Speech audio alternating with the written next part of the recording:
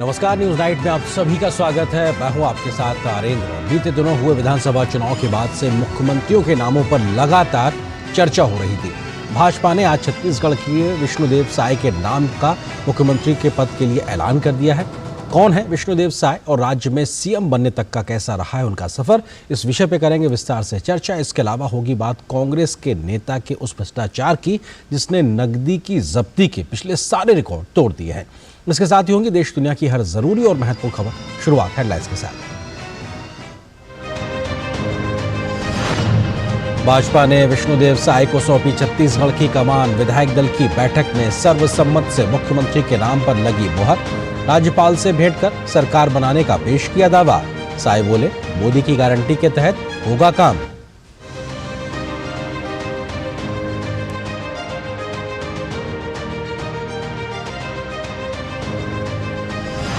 राजस्थान और मध्य प्रदेश में भी सरकार बनाने की कवायद तेज।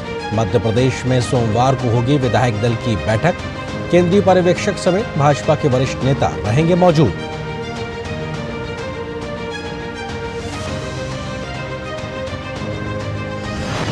केंद्रीय गृह एवं सहकारिता मंत्री अमित शाह ने पटना में आयोजित पूर्वी क्षेत्रीय परिषद की 26वीं बैठक की अध्यक्षता की। बिहार, पश्चिम बंगाल, ओडिशा और झारखंड राज्य बैठक में हुए शामिल।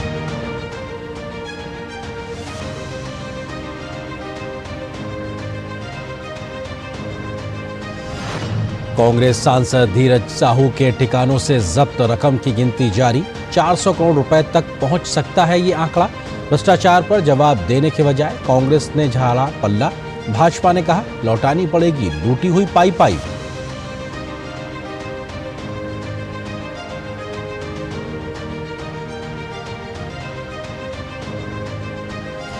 प्रधानमंत्री नरेंद्र मोदी सोमवार को विकसित भारत एक्ट 2047 युवाओं की आवाज पहल का करेंगे शुभारंभ। युवाओं को विकसित भारत एक्ट 2047 के दृष्टिकोण में योगदान के लिए मंच प्रदान करना है उद्देश्य।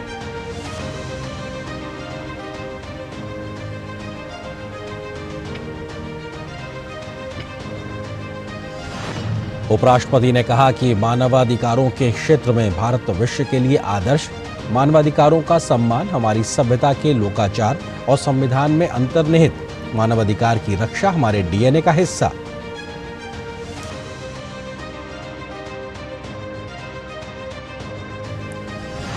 पश्चिम बंगाल के मुर्शिदाबाद मेडिकल कॉलेज में 24 घंटे में 15 नवजात शिशुओं की मौत पर भाजपा ने ममता सरकार पर बोला हमला।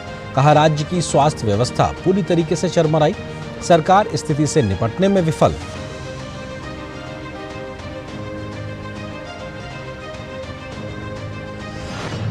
भारत और दक्षिण अफ्रीका के बीच पहला T20 मैच आज। बारिश के कारण मुकाबले की शुरुआत में हुई है देरी।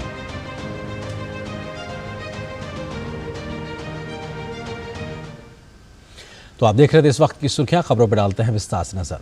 3 दिसंबर को छत्तीसगढ़ में विधानसभा चुनाव नतीजों में भाजपा को मिली प्रचंड जीत के बाद से ही लगातार मुख्यमंत्री के चेहरे को लेकर चर्चा शुरू हो गई थी। आज भाजपा विधायक दल की बैठक में विष्णुदेव साय के नाम की घोषणा हो गई है।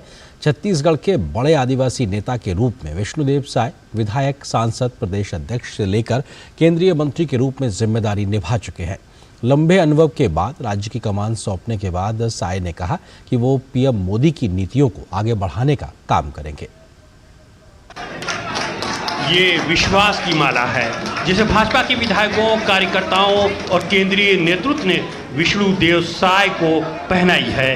भाजपा विधायक विष्णुदेव साय छत्तीसगढ़ के नए मुख्यमंत्री होंगे।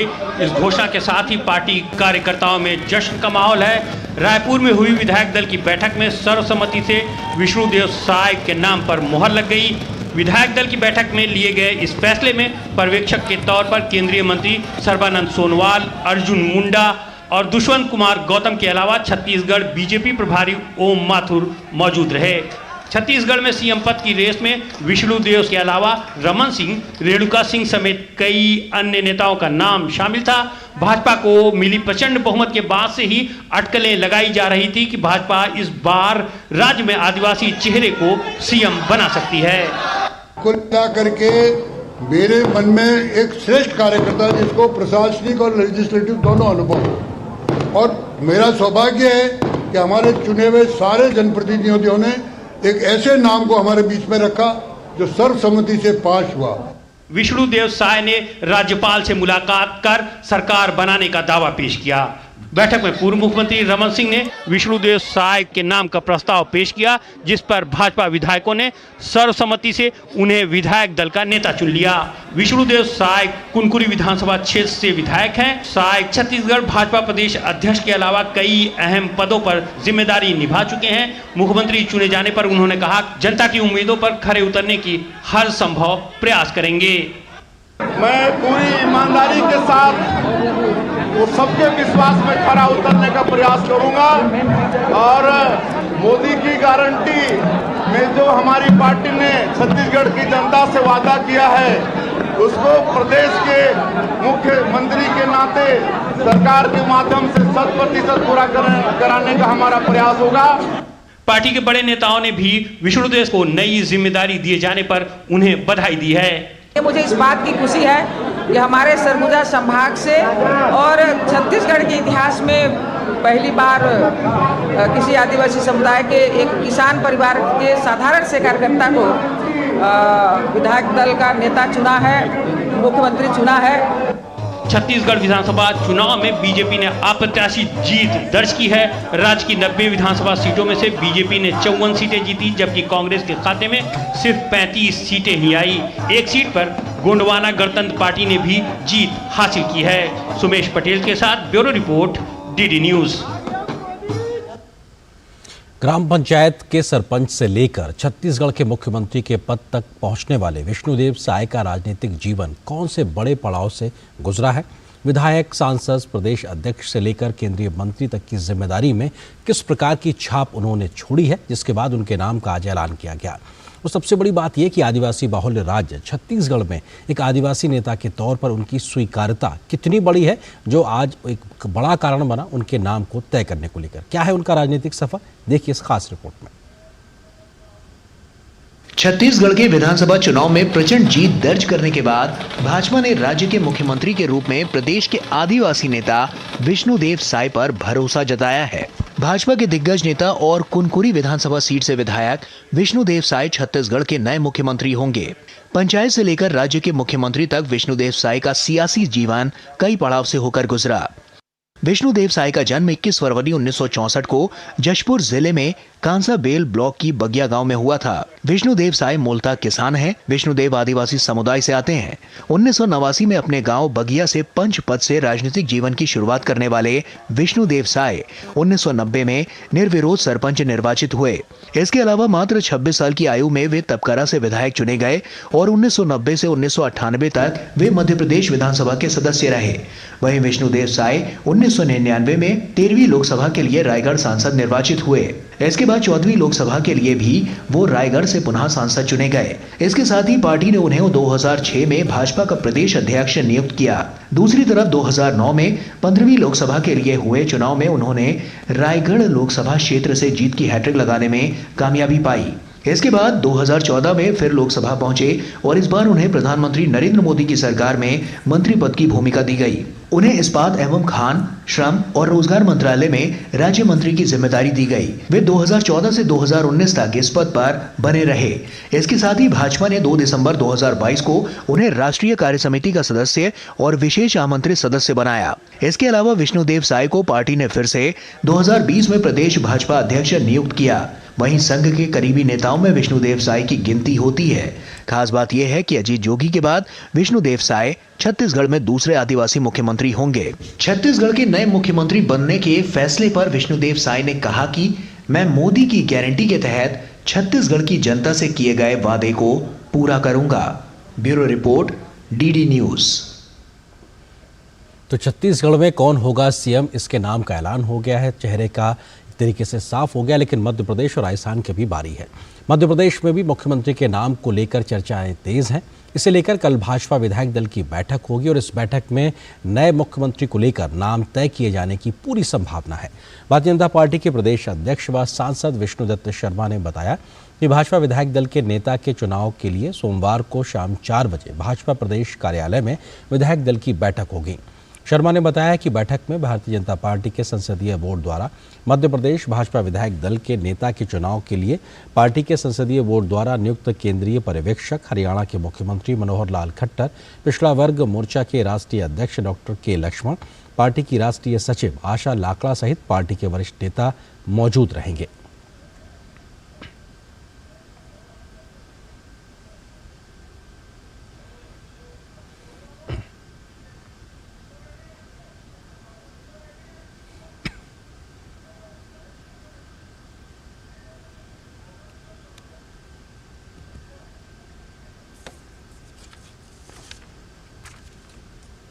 तो मध्य प्रदेश में कल नए मुख्यमंत्री के नाम का ऐलान होगा और छत्तीसगढ़ में आज कौन मुख्यमंत्री होगा इसके नाम की घोषणा कर दी गई है और ये अपने आप में बेहद महत्वपूर्ण है। और छत्तीसगढ़ में किस प्रकार से आज जिस नाम का ऐलान किया गया है उसके मायने क्या है, इस पर हम अधिक करेंगे चर्चा। इसी से जुड़ा है हमारा आज का विशेष भी कि किस तरीके से छत्तीसगढ़ में नए चेहरे के साथ अब राज्य में बीजेपी आगे बढ़ती नजर आएगी। विष्णुदेव साय को मिली छत्तीसगढ़ की कमान, क्योंकि उनके नाम पर अब एक तरीके से राज्य में भाजपा अपनी नीतियों को जमीन पर पहुंचाने का काम करेगी।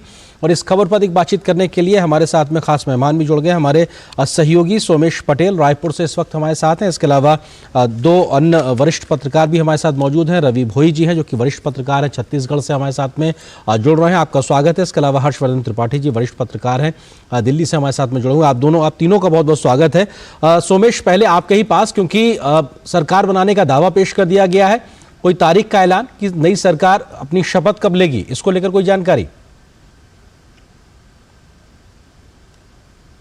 आखिरकार छत्तीसगढ़ को नया मुख्यमंत्री मिल गया है। छत्तीसगढ़ के नए मुख्यमंत्री विष्णुदेव साय होंगे।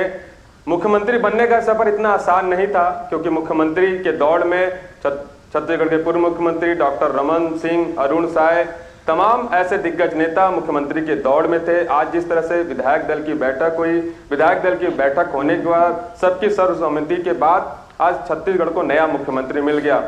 मुख्यमंत्री बनने के बाद विष्णुदेव साय वहां से सबसे पहले राज्यपाल गए, राज्यपाल को अपना दावा पेश किया। इसके बाद राज्यपाल ने भी उन्हें बधाई दी और भारत संविधान धारा 164 के तहत उन्हें मुख्यमंत्री नियुक्त किया गया। डीडी न्यूज से एक्सक्लूसिव बातचीत में छत्तीसगढ़ के मुख्यमंत्री विष्णुदेव साय ने बताया है कि सबसे पहले जो 18 लाख परिवार हैं उनको आवास दिया जाएगा। दूसरा, जो 2 साल से बोनस नहीं मिला है उनको बोनस का पैसा दिया जाएगा। छत्तीसगढ़ में जिस तरह से 5 साल में भ्रष्टाचार हुई है उन तमाम मामलों की जांच की जाएगी। अभी ये स्पष्ट नहीं हो पाया है कि शपथ किस दिन होगा, लेकिन कहीं ना कहीं छत्तीसगढ़ को एक नया मुख्यमंत्री मिल गया है। जी सोमेश, आप रहिए हमारे साथ में। रवि भोई जी, क्योंकि ये बेहद महत्वपूर्ण है कि तमाम नाम चर्चा में थे लेकिन विष्णुदेव साय के नाम पर सहमति बनी है। इस सहमति के बड़ी वजहें आप क्या देखते हैं, क्या वो बड़े कारण रहे हैं जिसकी वजह से उनके नाम पर यह सहमति बनी है? देखिए, विष्णुदेव साय एक आम सहमति से बना है और सभी गुटों को इनपे कोई आपत्ति नहीं थी और सीनियर नेता, इनकी छवि साफ सुथरी है और सभी गुटों में जो सामंजस्य स्थापित करने की क्षमता रखते हैं। और इसके पहले वो 3 बार अध्यक्ष भी रह चुके हैं, केंद्रीय राज्य मंत्री भी रह चुके हैं। तो जो विभिन्न गुटों में तालमेल है और उसको देखते हुए, अनुभव को देखते हुए उनको ये कमान सौंपी गई है। दूसरा, उनका जो स्वभाव है शांत सरल और उनकी छवि साफ सुथरी है। इन सब कारणों से उन पर भरोसा जताया गया। ये मान के चले गए कि जिस तरह के नेतृत्व, एक तो आदिवासी चेहरा देना है और आदिवासी में भी एक सौम्य चेहरा, तो इस वजह से विष्णुदेव साय पे भरोसा किया गया। और दूसरी बात यह है कि इनको वरिष्ठ लोगों का पूरा सहयोग मिलेगा। जी हर्षवर्धन त्रिपाठी जी, आपको क्या लगता है कि बीजेपी ने यहां से आम सहमति से एक नाम को देने में जो सफलता हासिल की है उससे क्या एक बड़ा संदेश दिया है? क्योंकि ये संदेश महज छत्तीसगढ़ तक नहीं, अब कल मध्य प्रदेश और परसों राजस्थान के लिहाज से भी एक संदेश इसमें छुपा हुआ कहीं। निश्चित तौर पर, और मुझे लगता है कि भारतीय जनता पार्टी ने एक बेहतर चयन किया। प्रधानमंत्री नरेंद्र मोदी, राष्ट्रीय स्वयंसेवक संघ और भारतीय जनता पार्टी, इसमें कहीं कोई ऐसा नहीं है कि कोई कुछ अलग सोच रहा था। और मैं बार बार एक बात कहता हूं कि नरेंद्र मोदी और अमित शाह के बारे में कई बार कहा जाता है कि वो तानाशाही से फैसले लेते हैं, लेकिन दरअसल उनके फैसले लेने के तरीके में संगठन आगे किस तरह से चलेगा, किस तरह से जिस वैचारिक पृष्ठभूमि पर भारतीय जनता पार्टी खड़ी है वो कैसे आगे बढ़ेगी। और अगर आप ध्यान से देखें तो विष्णुदेव साय का पूरा परिवार वो घनघोर संघी रहा है। उनके बाप दादा भी संघ में रहे, जनसंघ से विधायक रहे, और एक ऐसे नेता जिन पर किसी को ऐतराज नहीं, यहां तक कि डॉक्टर रमन सिंह ने भी उनका ही नाम आगे बढ़ाया। और अगर हम आदिवासी लिहाज से देखें तो गुजरात से लेकर अभी तक के चुनाव में आदिवासी क्षेत्रों में भारतीय जनता पार्टी को जो सफलता मिल रही है, जो द्रौपदी मुर्मू के रायसीना पहाड़ी पर बैठने की वजह से हुई, अब वो और ज्यादा पुख्ता होगी, 2024 के लिहाज से और ज्यादा मजबूत होगी। जी रवि भोई जी, क्योंकि ये बेहद महत्वपूर्ण चर्चा इस बात को लेकर भी की जा रही है कि क्या 2 डिप्टी सीएम भी होंगे, ये भी अपने आप में लगातार हो रहा है। रवि जी, आपको लगता है कोई इस बात को लेकर जानकारी? देखिए, अभी चर्चा हो रही है, लेकिन ये मान के चला जा रहा है कि 2 डिप्टी सीएम देके बैलेंस किया जाए। आदिवासी मुख्यमंत्री हैं तो ऐसे में एक ओबीसी को डिप्टी सीएम बनाया जाए और एक सामान्य वर्ग को डिप्टी सीएम, जिससे बैलेंस किया गया। लेकिन अभी ये बात कोई कॉन्क्रीट नहीं है कि बनाया जाएगा या नहीं बनाया जाएगा, ये अभी सिर्फ चर्चा में है। जी सोमेश, क्योंकि एक बैलेंस कहीं ना कहीं दिखाई पड़ता है लगातार अब फैसलों को लेकर, आज के इस फैसले से किस प्रकार का एक बैलेंस की कोशिश की गई है बीजेपी के माध्यम से? सोमेश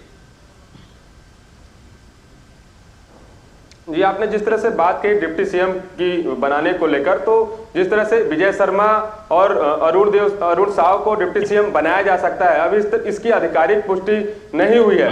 मैं सरगुजा की बात करूं, जो सरगुजा संभाग में 2018 में कांग्रेस को 14 सीट मिले थे और इस बार बीजेपी ने 14 सीट पर जीत हासिल की है, तो कहीं ना कहीं करारी हार का सामना करने पड़ा है। जिस तरह से छत्तीसगढ़ को नया मुख्यमंत्री मिला है, आदिवासी मुख्यमंत्री मिला है, तो एक मैसेज देने का प्रयास किया गया है कि छत्तीसगढ़ में किस तरह से जो तमाम चीजें थी उनको लेकर ध्यान में रखते हुए किया गया है। जसपुर में जब अमित शाह आए हुए थे तो उन्होंने जनता से अपील की थी कि आप इन्हें जिताइए, मैं इन्हें बड़ा आदमी बना दूंगा। तो लोगों के बीच में यह जानकारी पहले से थी और जनता के बीच में मैसेज भी बताया गया था। जिस तरह से विष्णुदेव साय ने आज मीडिया से बातचीत में उन्होंने कहा कि मोदी की गारंटी पर खड़ा उतरूंगा। जिस तरह से मोदी की गारंटी के नाम पर यह घोषणा पत्र भी जारी किया था छत्तीसगढ़ में, उसी के भरोसे छत्तीसगढ़ में सरकार हुई है। और प्रधानमंत्री जी का जिस तरह से यहाँ पर ताबड़तोड़ छत्तीसगढ़ में दौरा किया था, जनता के बीच गए थे, तमाम मुद्दों का जिक्र किया था, भ्रष्टाचार का बात की थी। जिस तरह से घोषणा पत्र में बीजेपी ने कहा था नवविवाहित महिलाओं को 12,000 रुपए साल देने की बात कही थी, 3100 रुपए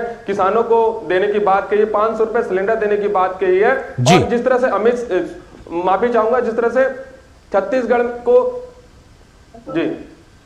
जी सोमेश, आपने बात रखिएगा। रवि जी का रुख करते हैं। रवि जी, क्योंकि 2024 के आम चुनाव से पहले बमुश्किल कुछ महीनों का वक्त है, ऐसे में विष्णुदेव साय को बहुत जल्दी ही अपने आप को काम के आधार पर प्रूफ भी करना होगा ताकि जनता का विश्वास वो बना रहे बल्कि बढ़े, और शायद इसीलिए वो सीधे तौर पर कह रहे हैं 18 लाख जो आवास है उस पर सबसे बड़ा और पहला फैसला होगा। किस तरह से आप इस बात को देखते हैं रवि जी? देखिए, 2024 बड़ी चुनौती है और इसके अलावा जो घोषणाएं की गई हैं इस चुनाव में उनको भी पूरा करना पड़ेगा, इसलिए दोनों दृष्टि से काफी महत्वपूर्ण है। और 24 में इस बार कोशिश करेंगे कि 11 सीटें छत्तीसगढ़ से बीजेपी जीते।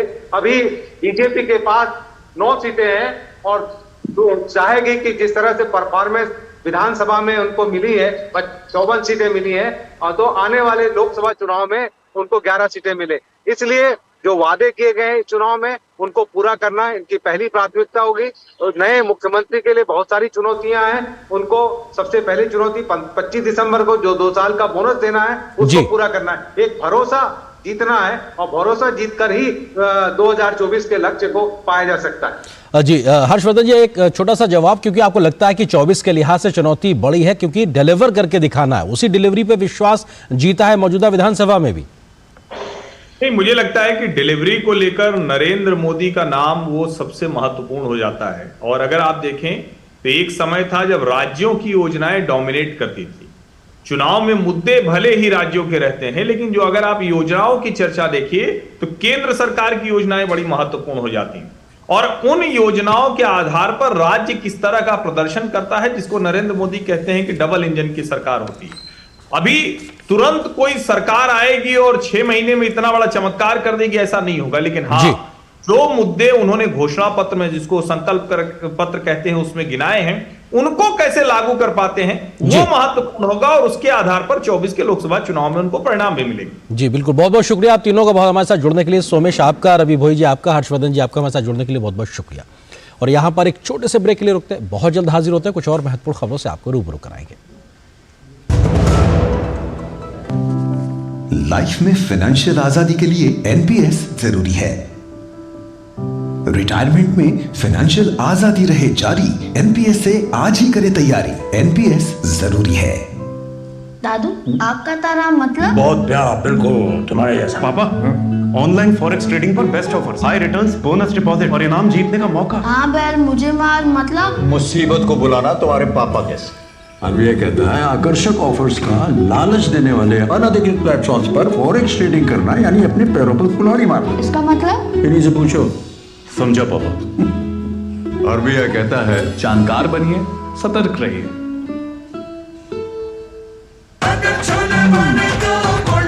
गोल्डी छोले मसाले, जहाँ जाए रिश्ते बनाए, जहाँ जाए रिश्ते बनाए, गोल्डी मसाले। समय पर एडवांस टैक्स भरना है जरूरी, क्योंकि इससे होती है विकसित भारत के निर्माण की जरूरत पूरी। विकसित देश का लक्ष्य हासिल करने के लिए हर भारतीय का योगदान अत्यंत महत्वपूर्ण है। आपका एडवांस टैक्स देश के बुनियादी ढांचे को मजबूत बनाने, शिक्षा, सामाजिक योजनाएं व देश की सुरक्षा और स्पेस कार्यक्रम जैसे महत्वपूर्ण कार्यों को अंजाम देने में काम आता है। तो फिर अपनी एडवांस टैक्स की जिम्मेदारी समय पर पूरी करें। याद रखिए, वित्तीय वर्ष 2023-24 के लिए 75% टोटल पेएबल एडवांस टैक्स का भुगतान 15 दिसंबर 2023 तक किया जाना चाहिए। कंपनीज, कॉर्पोरेट्स या फिर सैलरीड एम्प्लॉइज जिनकी टीडीएस या टीसीएस कटने के बाद भी कर देयता 10,000 रुपए या उससे अधिक है, तो फिर एडवांस टैक्स देना आवश्यक है। प्रत्येक आयकर दाता एक राष्ट्र निर्माता। भारत की पोलियो से जीत की कहानी बड़े बड़े शब्दों में लिखी जाएगी, पर इस जीती हुई लड़ाई को कायम रखने के लिए हमें अपने प्रयासों को जारी रखना होगा, जब तक दुनिया से पोलियो का खतरा पूर्ण रूप से टल न जाए। खतरा है बरकरार, इसीलिए पोलियो की खुराक पिलाना है हर बार। 2 बूंद हर बार, पोलियो पर जीत रहे बरकरार। और ब्रेक के बाद रुक करते हैं कुछ और महत्वपूर्ण खबरों की ओर। कांग्रेस के सांसद धीरज साहू के ठिकानों पर आयकर विभाग की छापेमारी में मिली नकदी ने पिछले सारे रिकॉर्ड तोड़ दिए हैं। कई दिनों से चल रही नोटों की गिनती में नोट गिनने वाली मशीन थकने लगी है, लेकिन जब्त नकदी खत्म होने का नाम नहीं ले रही। भ्रष्टाचार की इस अवैध कमाई को लेकर सोनिया गांधी और राहुल गांधी की चुप्पी पर भाजपा सवाल खड़े कर रही है, तो कांग्रेस भी बचाव की मुद्रा में दिखाई पड़ रही है। सूत्रों के अनुसार अवैध कमाई की ये गिनती 400 या फिर 500 करोड़ तक भी जा सकती है।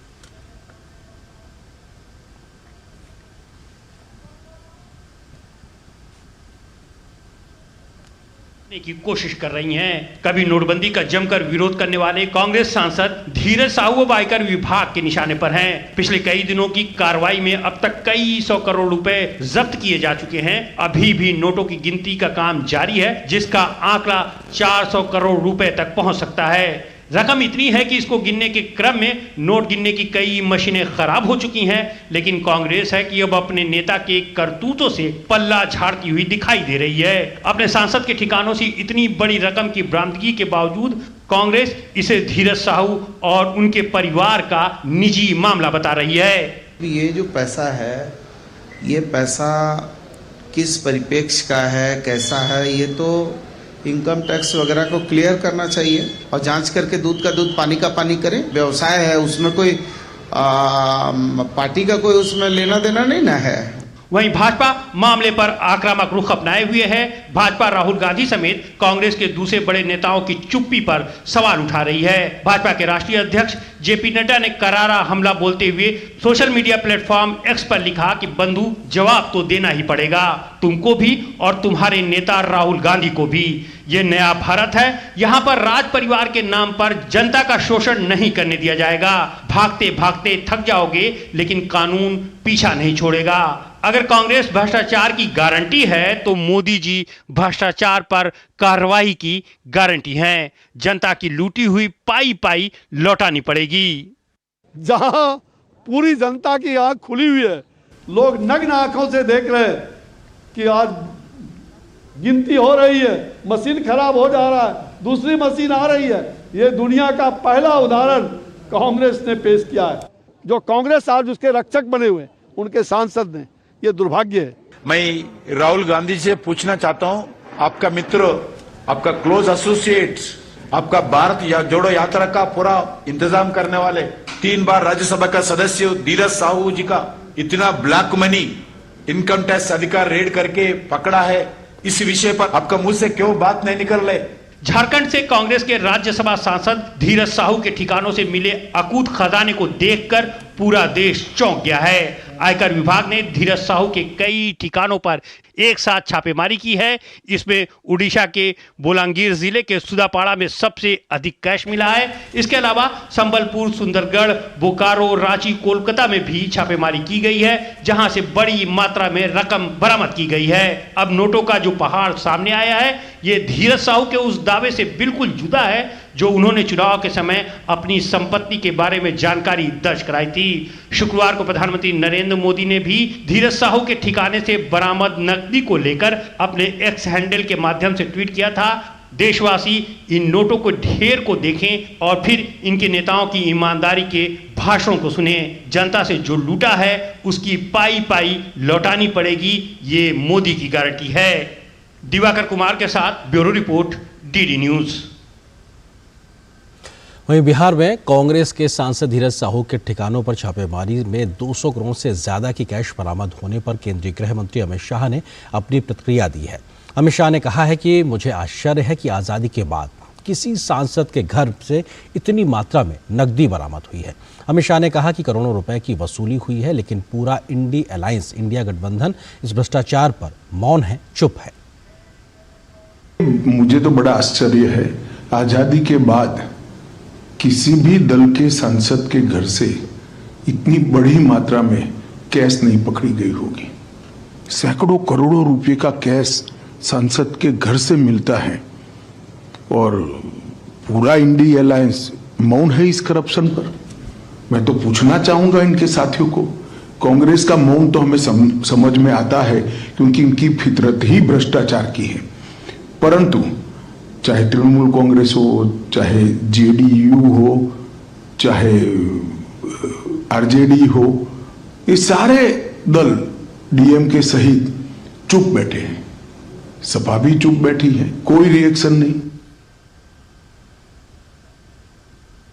बात बसपा की भी करते हैं। उत्तर प्रदेश की पूर्व मुख्यमंत्री मायावती ने लखनऊ में हुई अहम बैठक में बड़ा ऐलान करते हुए अपने भतीजे आकाश आनंद को अपना उत्तराधिकारी घोषित कर दिया है। मायावती ने उत्तर प्रदेश और उत्तराखंड को छोड़कर पूरे देश की जिम्मेदारी आकाश आनंद को सौंप दी है। आकाश आनंद बसपा प्रमुख मायावती के छोटे भाई आनंद कुमार के बेटे हैं। आज मायावती ने हाल के विधानसभा चुनाव के नतीजों के बाद पार्टी के सभी राष्ट्रीय व राज्यों के प्रमुख पदाधिकारियों की बैठक बुलाई थी। बैठक में 5 राज्यों के चुनाव परिणाम व लोकसभा चुनाव के प्रत्याशियों के चयन पर भी चर्चा हुई।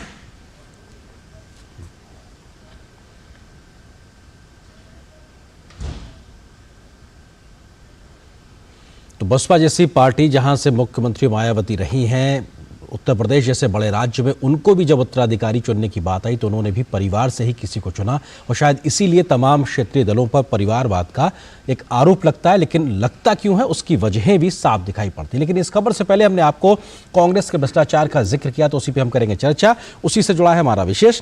भ्रष्टाचार पर सोनिया गांधी, राहुल गांधी चुप क्यों हैं? क्योंकि ये कांग्रेस से जुड़े एक बड़े नेता, उनके सांसद का भ्रष्टाचार है सैकड़ों करोड़ रुपए का, उस पर कांग्रेस के सबसे बड़े नेता चुप क्यों हैं? और इस विषय पे बात करने के लिए बहुत ही खास पैनल मेरे साथ मौजूद हैं। उनका परिचय आपसे कराते हैं। मेरे साथ में बीजेपी की ओर से मनोज कुमार यादव जी हमारे साथ जुड़ गए हैं। मनोज जी स्वागत है। इसके अलावा हमारे साथ में ऋषि मिश्रा जी हैं जो कि कांग्रेस समर्थक और राजनीतिक विश्लेषक के तौर पर हैं, और पत्रकार हर्षवर्धन त्रिपाठी जी। आप तीनों का बहुत बहुत स्वागत है। ऋषि जी, पहला सवाल यही, क्योंकि कांग्रेस कैसे अपने आप को इतने बड़े रिकॉर्ड तोड़ नकदी जो अभी तक जब्त हुई है इस प्रकार के भ्रष्टाचार से खुद को अलग कर पाएगी, क्योंकि कोई गुंजाइश दिखाई नहीं पड़ रही है?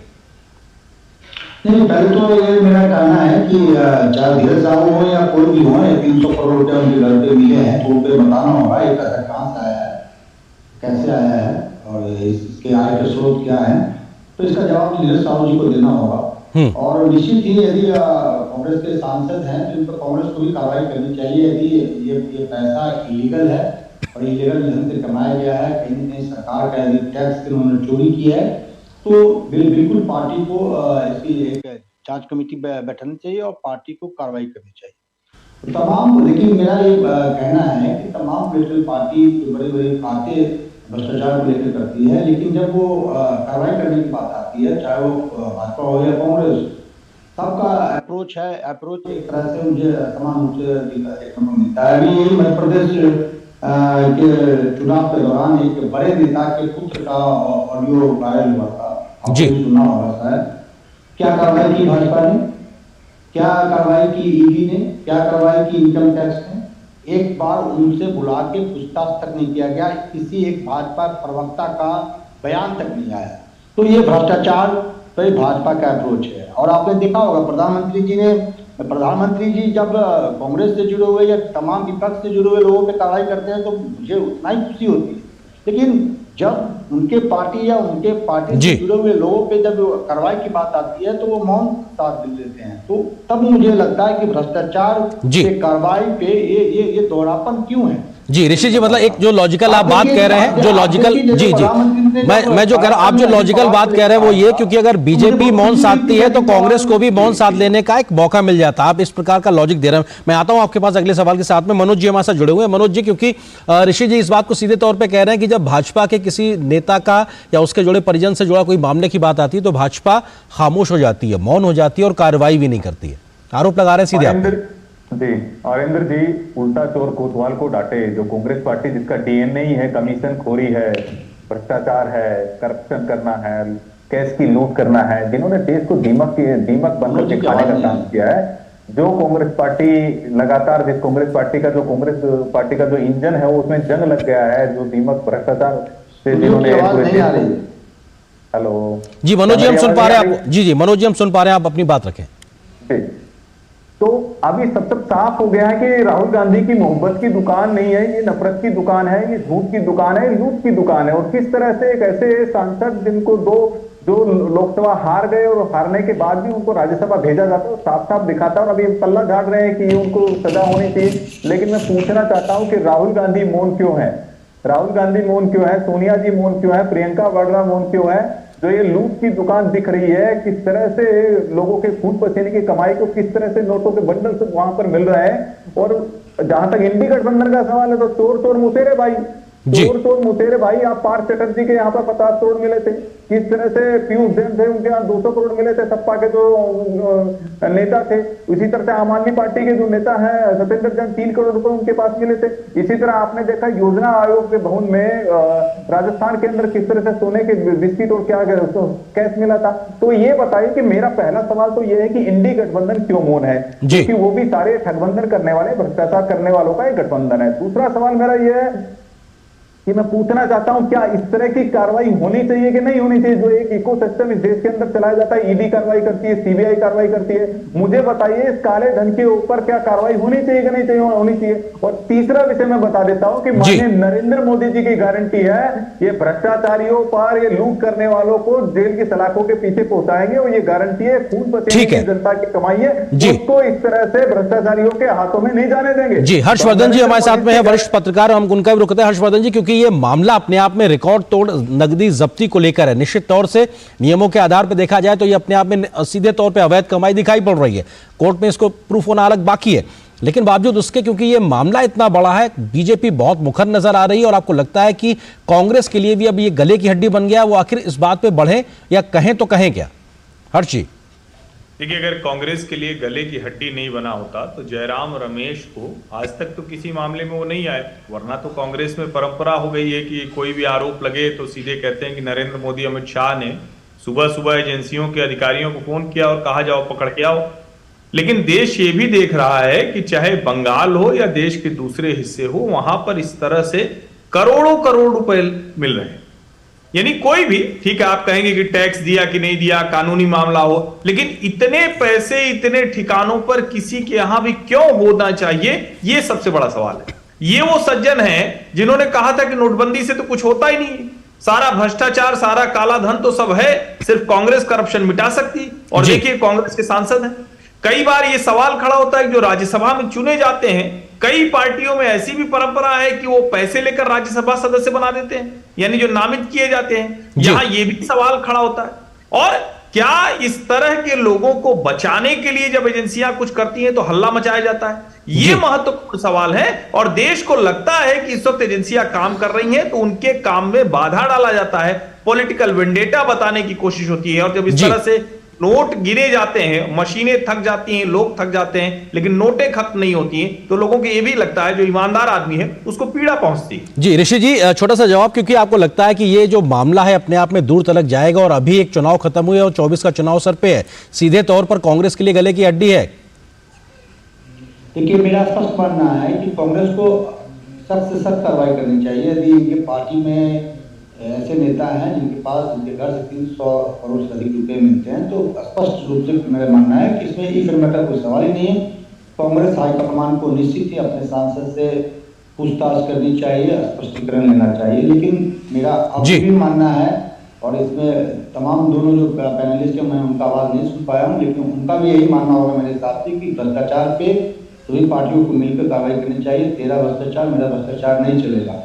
और जिस प्रकार से भाजपा भ्रष्टाचारियों को बचाने का काम करती है, तब जब उनके पार्टी में वो शामिल हो जाते हैं, अजीत पवार से लेकर हेमंत शर्मा, कई ऐसे नाम है, अजीत पवार देख लीजिए, जो भी भाजपा में आते हैं, भाजपा के जो वॉशिंग मशीन है। जी ठीक है, आपके वॉशिंग मशीन वाला जो आरोप है वो लेके मैं जाता हूं मनोज जी के पास, वो उंगली उठा रहे हैं। मनोज जी, आपके पास एक बहुत अच्छी वॉशिंग मशीन है, लेकिन क्या धीरज साहू उस वॉशिंग मशीन में धोए जाएंगे? इसको लेकर विपक्ष के कुछ दल सवाल खड़े कर रहे हैं, इसको लेकर आप क्या कहेंगे संक्षेप में मनोज जी? इस संक्षेप में मैं कहूंगा कि कांग्रेस पार्टी का जो इंजन है वो इंजन भी खराब हो चुका है। पहले तो कार्रवाई करें अपने पार्टी में।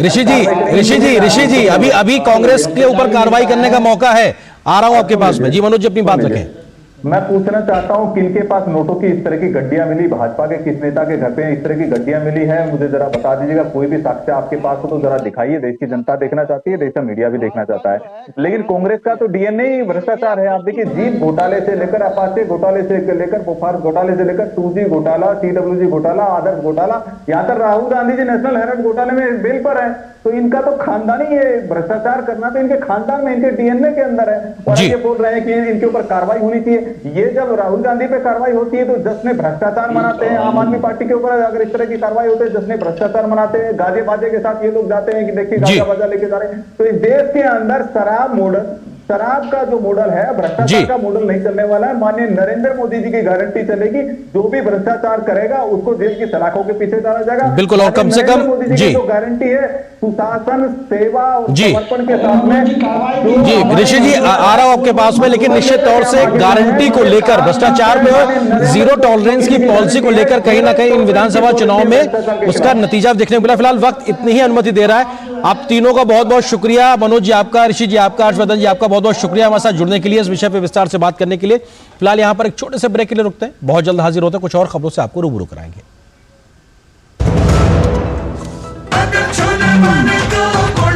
गोल्डी छोले मसाले, जहाँ जाए रिश्ते बनाए, जहाँ जाए रिश्ते बनाए, गोल्डी मसाले। लाइफ में फाइनेंशियल आजादी के लिए एनपीएस जरूरी है। रिटायरमेंट में फाइनेंशियल आजादी रहे जारी, एनपीएस से आज ही करें तैयारी। एनपीएस जरूरी है। मोदी सरकार की गारंटी, भारत होगा गरीबी मुक्त। 5 सालों में 13 करोड़ 50 लाख लोगों को गरीबी से बाहर निकाला। हमारा संकल्प, विकसित भारत।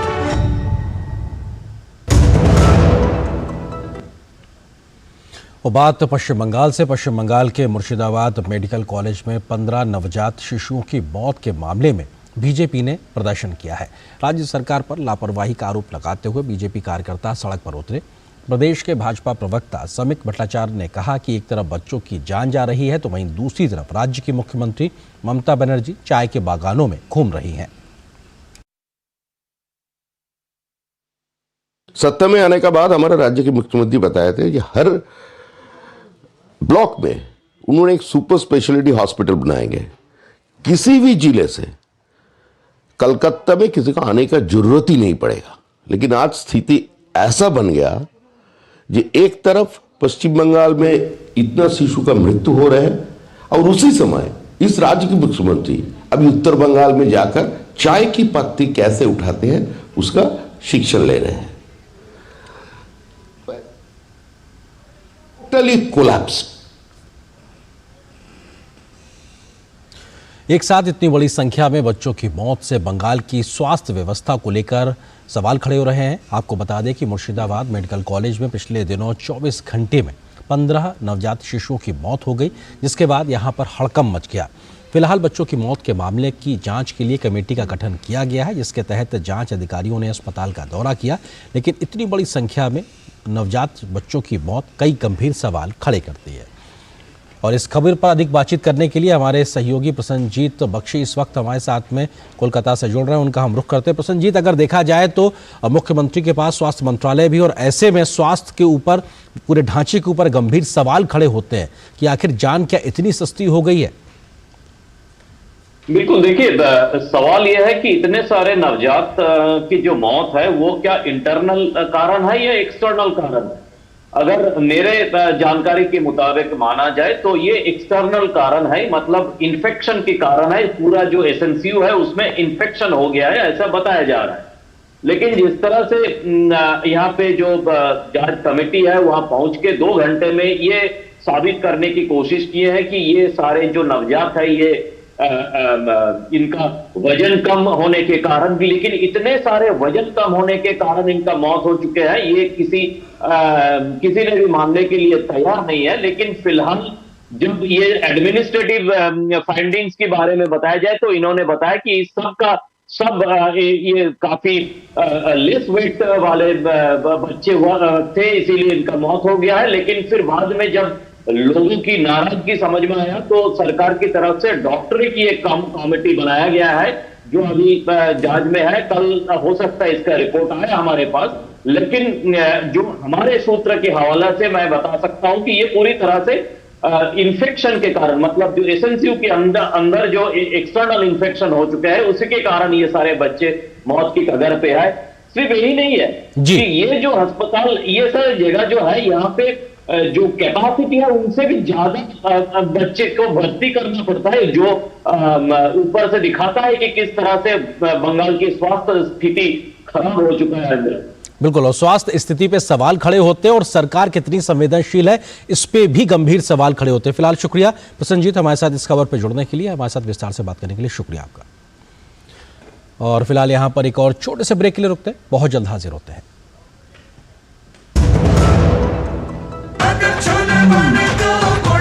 गोल्डी छोले मसाले, जहाँ जाए रिश्ते बनाए, जहाँ जाए रिश्ते बनाए, गोल्डी मसाले। लाइफ में फाइनेंशियल आजादी के लिए एनपीएस जरूरी है। रिटायरमेंट में फाइनेंशियल आजादी रहे जारी, एनपीएस से आज ही करें तैयारी। एनपीएस जरूरी है। लेट हो गया आज तो। अरे बेटा नाश्ता तो करते जाओ। मम्मा फिर से वही बोरिंग नाश्ता। अच्छा मम्मा, तुम्हारा ये घास फूस वाला नाश्ता मुझे नहीं करना है। वैसे भी ऑफिस के बाहर क्या मस्त पकौड़े वाला है, अब से मेरा नाश्ता वही होगा।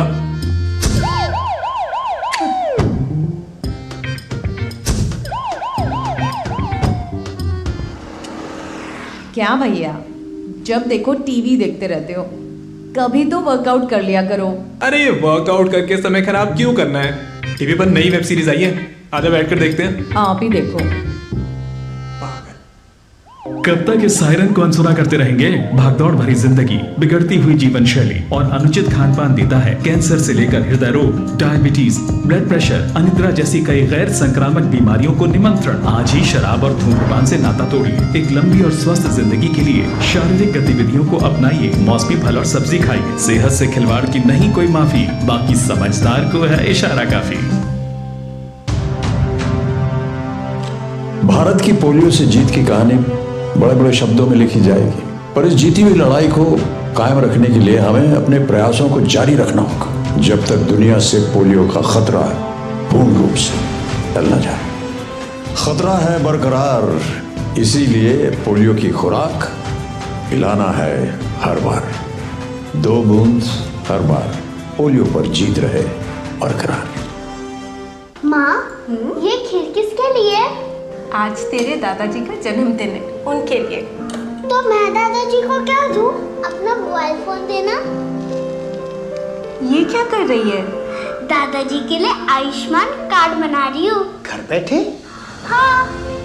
आयुष्मान ऐप पर जाकर अपना या परिवार के सदस्य का नाम लाभार्थी सूची में ढूंढे, आधार, OTP या फेस ऑथ द्वारा ऑथेंटिकेट करें, डिटेल्स भरें, अब मोबाइल से फोटो खींचकर अपलोड करें। दादाजी ये लीजिए अपना आयुष्मान कार्ड। ये उपहार तो जीवन भर काम आएगा। और एक प्रकार से PM जय अब गरीबों की जय बन गई है। 5 लाख तक के मुफ्त उपचार की गारंटी, स्वास्थ्य का वरदान आयुष्मान। मानवाधिकार दिवस के मौके पर उपराष्ट्रपति जगदीप धनखड़ ने कहा है कि पिछले 1 दशक में सबसे जरूरतमंद तबके तक सरकारी योजनाओं की पहुंच ने लोगों के अधिकार सुनिश्चित किए हैं। राष्ट्रीय मानवाधिकार आयोग के कार्यक्रम का उद्घाटन करते हुए उपराष्ट्रपति ने कहा कि आज पारदर्शिता और सुशासन से करोड़ों लोगों तक जन कल्याणकारी योजनाओं का लाभ पहुंच रहा है।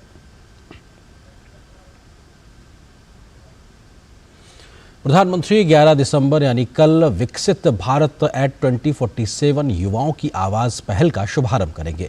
इस पहल का उद्देश्य देश के युवाओं को विकसित भारत एट 2047 के दृष्टिकोण में योगदान के लिए एक मंच प्रदान करना है। प्रधानमंत्री देश भर के राजभवनों में आयोजित कार्यशालाओं में विश्वविद्यालयों के कुलपतियों और संस्थान प्रमुखों को संबोधित करेंगे। प्रधानमंत्री नरेंद्र मोदी सोमवार को वीडियो कॉन्फ्रेंसिंग के माध्यम से विकसित भारत 2047 युवाओं की आवाज पहल का शुभारंभ करेंगे। प्रधानमंत्री देशभर के राजभवनों में आयोजित कार्यशालाओं में विश्वविद्यालयों के कुलपतियों, संस्थानों के प्रमुखों और संकाय सदस्यों को भी संबोधित करेंगे। यह कार्यक्रम वीडियो कॉन्फ्रेंसिंग के जरिए आयोजित किया जाएगा, जिसमें युवाओं के साथ संवाद भी होगा।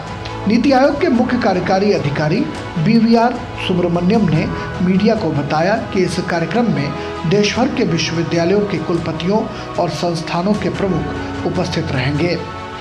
The Prime Minister is going to kick off a campaign to seek ideas from the youth for the vision of Viksit Bharat. It's very 3 simple questions. How do you see India as Viksit Bharat in 2047? 2. What should be done to reach that Viksit Bharat in 2047? And 3. What can you do to make India Viksit by 2047? प्रधानमंत्री मोदी का vision है कि देश के युवाओं को सक्रियता से इस कार्यक्रम से जोड़ा जाए। विकसित भारत 2047 के मिशन में युवाओं की भागीदारी राष्ट्रीय कार्यक्रमों, प्राथमिकताओं और लक्ष्य निर्धारण में की जाए। यह मिशन युवाओं को अपने नए नए आइडिया रखने का मंच भी प्रदान करेगा, क्योंकि उनके योगदान से ही इस मिशन को सफल बनाया जा सकेगा। विकसित भारत 2047 मिशन के तहत आर्थिक वृद्धि, सामाजिक तरक्की, पर्यावरण संरक्षण और संतुलन और गुड गवर्नेंस जैसे लक्ष्यों को हासिल करने पर चर्चा होगी। Rajesh Raj, DD news, Delhi. और भारत के पहनावे की विविधता को दुनिया तक अनोखे अंदाज में पहुंचाने के प्रयास के रूप में मुंबई में आज वन भारत साड़ी वॉकेथॉन का आयोजन हुआ। इस कार्यक्रम में केंद्रीय मंत्रियों समेत तमाम सेलिब्रिटीज ने हिस्सा लिया। इससे पहले ऐसा ही कार्यक्रम सूरत में भी हो चुका है। आज के इस कार्यक्रम में हजारों महिलाएं साड़ी पहनकर सड़कों पर वॉक करती अलग अंदाज में नजर आई। देश की माया नगरी मुंबई में रविवार को साड़ी पहने हजारों महिलाएं सड़कों पर इकट्ठा हुई। मौका था वन भारत साड़ी वॉकेथॉन का, जिसे केंद्रीय मंत्री पीयूष गोयल ने हरी झंडी दिखाकर रवाना किया। यह देश का अब तक का सबसे बड़ा वन भारत साड़ी वॉकेथॉन कार्यक्रम था। इस कार्यक्रम में कपड़ा राज्य मंत्री दर्शना जरदोश और लोकसभा सांसद पूनम महाजन भी मौजूद रहीं। प्रमुख पेशेवरों, बॉलीवुड और टेलीविजन हस्तियों, खेल हस्तियों, व्यवसायी महिलाओं, डिजाइनरों, प्रभावशाली लोगों, गृहिणियों, संगीत उद्योग की महिलाओं और कई अन्य 5000 से अधिक महिलाओं ने अपने विशिष्ट पारंपरिक पोशाक में तैयार होकर इस कार्यक्रम में हिस्सा लिया। इस दौरान केंद्रीय मंत्री पीयूष गोयल ने कहा कि आज का वॉकेथॉन विभिन्न प्रकार की साड़ियों में भारत की अद्भुत विरासत को दर्शाता है। ये हमारे देश की उज्जवल परंपरा, विरासत और संस्कृति को दर्शाता है। भारत की जो एक अद्भुत विरासत है, अलग अलग प्रकार के साड़ियों में देश भर के भारत की विशेषताओं को आज इस मैराथन में, इस वॉकाथॉन में देखने को मिलता है। इस वॉकाथॉन का हिस्सा बनने वाली मशहूर हस्तियों में सोनाली बेंद्रे और रूपाली गांगुली भी शामिल थी। इस साड़ी वॉकाथॉन की सुंदरता को और बढ़ाने के लिए केंद्रीय मंत्री गोयल ने just like a wow trend को भी फॉलो किया। वहीं सोनाली बेंद्रे ने कार्यक्रम में शामिल होने पर खुशी जताते हुए कहा कि साड़ी हमारे देश की पारंपरिक पहचान है और यह कार्यक्रम दुनिया को भारत से परिचित कराएगा। आई थिंक इतनी सब औरतों को ब्यूटीफुल साड़ीज में देख के बहुत मजा आया, बहुत अच्छा लगा। I think it's a fabulous initiative. मुझे लगता है फाइनेंशियल इंडिपेंडेंस से एम्पावरमेंट होता है क्योंकि आपको एक फ्रीडम ऑफ चॉइस मिलता है। So I think financial independence is the most important thing for women. Surat के बाद मुंबई में आयोजित वन भारत साड़ी वॉकाथॉन का उद्देश्य भारत को विविधता में एकता वाले देश के रूप में प्रदर्शित करना और देश भर से महिलाओं को भाग लेने के लिए आमंत्रित करके भारत की हथकरघा साड़ी संस्कृति को बढ़ावा देना है। इससे दुनिया महिलाओं के साड़ी पहनने के स्टाइल और कला को जान सकेगी। साथ ही इससे हमारी पारंपरिक कपड़े की पोशाक और वोकल फॉर लोकल के विचार को भी बढ़ावा मिलेगा। इसके अलावा महिलाओं में फिटनेस के प्रति जागरूकता बढ़ेगी और उन्हें स्वस्थ जीवन जीने के लिए प्रोत्साहन मिलेगा। Bureau report, DD news. और बात करते हैं विकसित भारत संकल्प यात्रा से जुड़ी खबर की।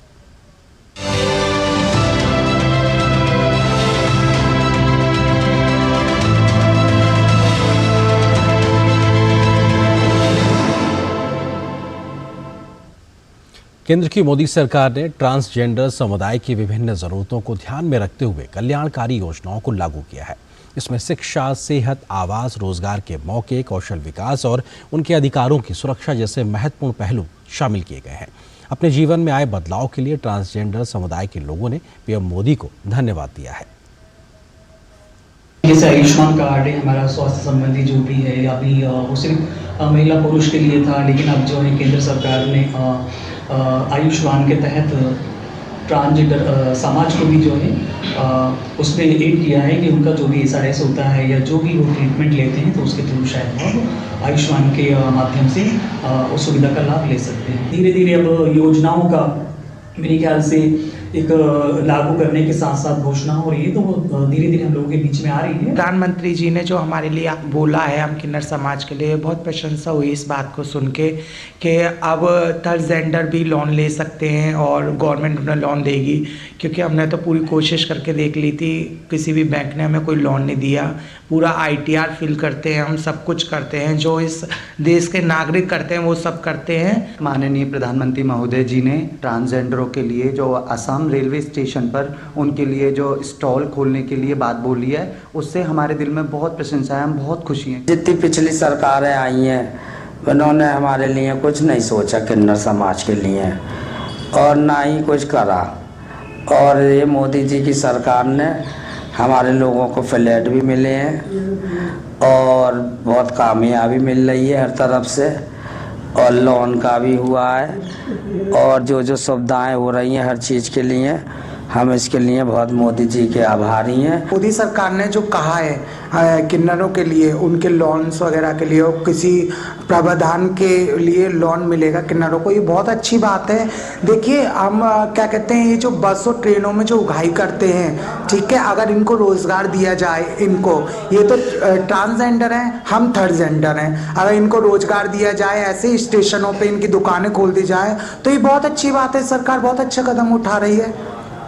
सरकार जो भी काम कर रही है, किन्नरों के लिए जितनी भी सुविधाएं अवेलेबल की है, बहुत अच्छी सुविधाएं अवेलेबल की है, इससे सारे किन्नर भी संतुष्ट हैं।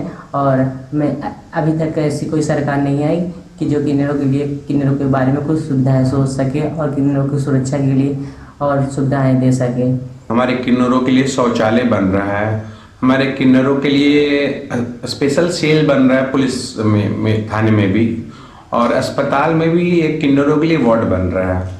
तो मैं तो धन्यवाद करना चाहूँगी कि जो हमारे सरकार है बीजेपी सरकार, मैं बहुत बहुत धन्यवाद करना चाहूँगी कि आप हमारे बारे में इसके पहले सोचा नहीं था, आप हमारे बारे में इतना सोच रहे हैं, तो तो मैं आपको दिल से धन्यवाद करना चाहूँगा। मुफ्त राशन है, जैसे प्रधानमंत्री आवास है, और ये स्वास्थ्य में जो कार्ड आयुष्मान कार्ड, ये सारे चीज किन्नरों को भी लाभ मिल रही है। और ये सोच है कि सबका साथ सबका विकास, जो भारतीय जनता पार्टी का जो एक एजेंडा है उसमें बिल्कुल फिट बैठता है। किन्नर समाज भी इसी समाज का एक हिस्सा है और हम कोई अलग नहीं है। हम लोग भी सरकार बनाने में हमारा भी योगदान रहता है, हम लोग भी वोट डालते हैं और हर टैक्स हम लोग पे करते हैं, तो हम लोग भी इसी समाज के अंग है। तो ऐसे में इस सरकार बहुत संवेदनशील है किन्नर समाज को लेके। बात पाकिस्तान की। पाकिस्तान ने दुनिया के सामने स्वीकार किया है कि ब्रिटेन और अन्य देशों में रहने वाले पाकिस्तान के असंतुष्ट नेताओं के संबंध पाकिस्तान में मौजूद आतंकवादी संगठनों से रहे हैं। पाकिस्तान के विदेश मंत्रालय की प्रवक्ता मुमताज़ ज़हरा बलूच ने गुरुवार को ये बयान दिया। मुमताज़ ज़हरा बलूच ने साप्ताहिक मीडिया ब्रीफिंग के दौरान जेल में बंद पूर्व प्रधानमंत्री इमरान खान के सहयोगी पर कथित एसिड हमले पर एक सवाल का जवाब देते हुए ये बात कही। मुमताज़ ज़हरा बलूच ने कहा कि पाकिस्तान के कई असंतुष्ट नेताओं ने राजनीतिक शरण मांगी है, जो कई दशकों से ब्रिटेन समेत अन्य देशों में रह रहे हैं। उन्होंने कहा कि उनमें से कईयों के पाकिस्तान के अंदर आतंकवादी संगठनों से गहरे संबंध रहे हैं। बात पर्यावरण की। COP28 के तहत प्रकृति भूमि उपयोग और महासागर दिवस में भाग लेने वाले वैश्विक नेताओं ने सामूहिक रूप से जलवायु कार्रवाई को आगे बढ़ाने और प्रकृति की रक्षा करने संबंधी प्रयासों को मजबूत करने के लिए $186 मिलियन से अधिक की प्रतिबद्धताओं का समर्थन किया है। ये फंडिंग 2 दिसंबर को COP28 के विश्व जलवायु कार्रवाई शिखर सम्मेलन के दौरान जुटाए गए $2.5 बिलियन में शामिल है।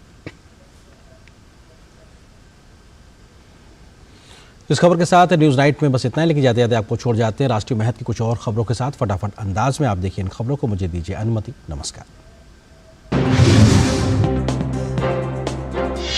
उपराष्ट्रपति जगदीप धनखड़ आज झारखंड के दौरे पर हैं। पहले उपराष्ट्रपति ने जमशेदपुर के जेवियर स्कूल ऑफ मैनेजमेंट के प्लेटिनम जुबली समारोह में मुख्य अतिथि के रूप में भाग लिया।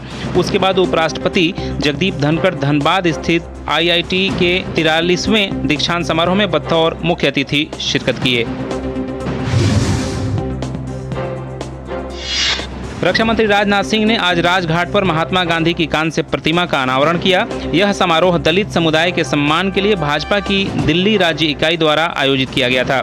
बीजेपी के शीर्ष नेताओं के साथ राजनाथ सिंह ने भी दलितों के साथ दोपहर का भोजन किया। नागरिक उड्डयन मंत्री ज्योतिरादित्य सिंधिया ने आंध्र प्रदेश में राजमुंद्री हवाई अड्डे पर नए टर्मिनल भवन की आधारशिला रखी।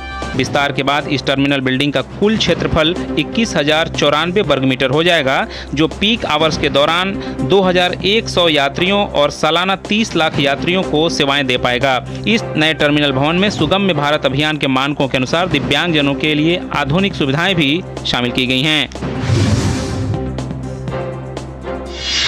श्री राजपूत करणी सेना के अध्यक्ष सुखदेव सिंह गोगामेड़ी हत्याकांड में पुलिस को बड़ी कामयाबी मिली है। दिल्ली पुलिस की क्राइम ब्रांच और राजस्थान पुलिस ने आरोपियों को चंडीगढ़ से गिरफ्तार कर लिया है। आरोपियों को दिल्ली में क्राइम ब्रांच के ऑफिस लाया गया। दोनों आरोपी नितिन फौजी और रोहित राठौर हिसार के रास्ते मनाली चले गए थे और फिर चंडीगढ़ आ गए थे। इनके साथ इनका साथी उधम भी था, उसे भी गिरफ्तार कर लिया गया है। अयोध्या में श्री राम मंदिर में अर्चकों का प्रशिक्षण आज से शुरू हो गया है। इस प्रशिक्षण में प्रतिदिन चारों वेदों के पारायण, रामलाल के पूजन विधि और राम मंदिर के 500 वर्ष के संघर्ष के इतिहास का बोध कराया जाएगा। अर्चकों के प्रशिक्षण के लिए 21 छात्रों का चयन हुआ है, जिन्हें वेद मित्रों के साथ पूजन विधि का प्रशिक्षण दिया जाएगा और इनमें से ही मुख्य रूप से 6 अर्चकों का चयन करेंगे। उत्तर प्रदेश के बरेली में नैनीताल हाईवे पर भोजीपुरा के पास एक बड़ा सड़क हादसा हुआ है। इसमें एक बच्चे सहित 8 लोगों की मौत हो गई। पुलिस के अनुसार एक कार का टायर फटने से वो अनियंत्रित होकर डंपर से टकरा गई, जिससे कार में भयानक आग लग गई। नाइट के प्रायोजक थे वंडर सीमेंट इस्तेमाल कीजिए, फर्क नजर आएगा।